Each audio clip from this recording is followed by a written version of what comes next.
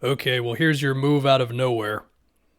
The Mavericks are trading Porzingis to the Wizards for Spencer Dinwiddie, Davis Bertans. Mavericks will send a second round pick to the Wizards.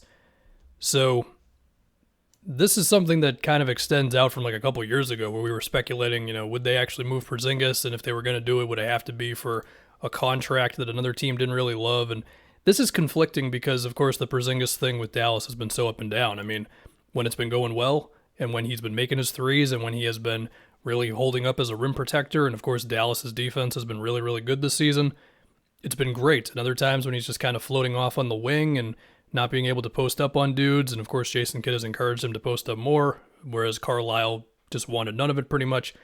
It's just been a mixed bag. And I guess for Dallas, they are like, you know what, man, we're good.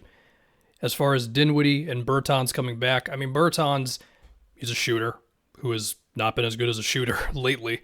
Whether that's getting the contract, whether that's not being as good of shape, whether that's him just having an insane year for the Wizards that one year.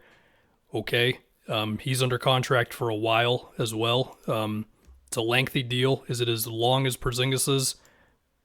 I mean, it's actually longer, but it's for less money. So that could give Dallas some flexibility there.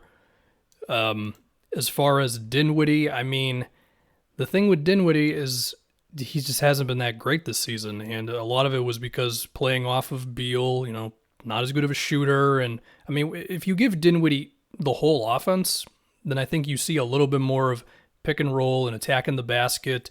Even so, I do think his tendency to shoot from outside was like a little much this year for you to really be comfortable with. And now he's playing next to Luka, and so you're going to need to find a way for Dinwiddie to have an impact. And I guess this is a possibility of one way that they could take some more pressure off of Luka, because of course we've all been talking about they need another ball handler.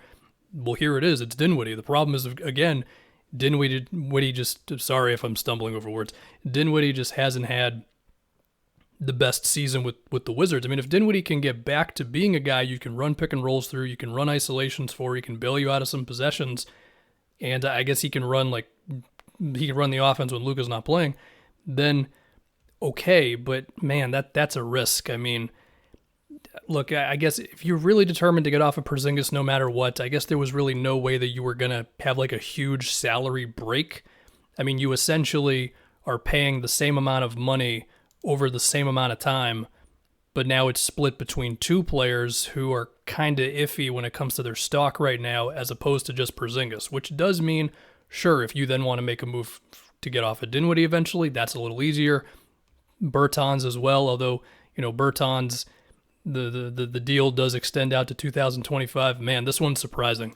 It really is. I don't think anybody thought Porzingis was going to get dealt this trade deadline. I mean, now the Wizards, they take on the potential of Porzingis, and I mean, it's a really tantalizing potential, if I used tantalizing correctly, between the outside shooting and the scoring potential. I mean, he certainly favors the jump shots and the 15-footer post-up things that when it's going good, it looks great. When it's not, it's like, ugh.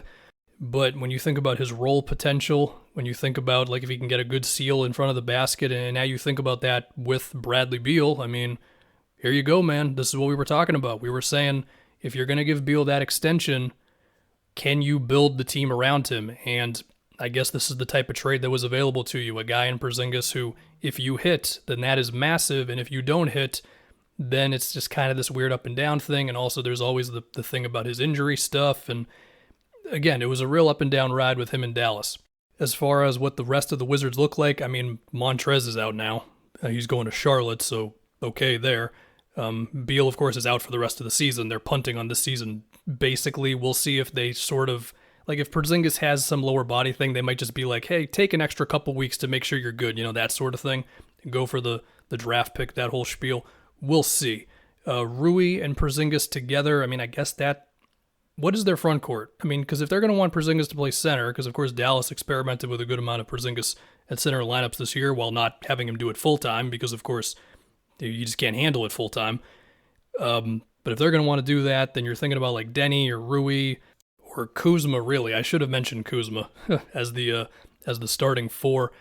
But then if you want Porzingis to play the four, then you're going to have to, I mean, do you have to get a center? I mean, you got Gafford on the roster. Thomas Bryant is still here, even if he's had the ACL thing. He's been out.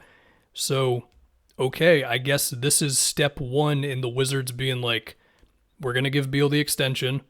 I mean, maybe. I don't know. I'm done making predictions. But if they're going to give Beal the extension, they're going to pay him all that money, you got to go all in on trying to win right now, then I guess this is step one. Whether it's going to work, I mean, again, Porzingis, between health and whether the three is really going in, and is he shooting like 50% or maybe even like 48% on those turnaround mid-rangers, or is he shooting closer to like 42% on those? That's the thing with him, man. So, okay, this is a big swing from the Wizards, and honestly, it's a swing from Dallas as well, because you're really banking on Dinwiddie and Bertans. I mean, perhaps there will be other moves coming, but man, this one, is this as shocking as the Halliburton one? Yeah, potentially.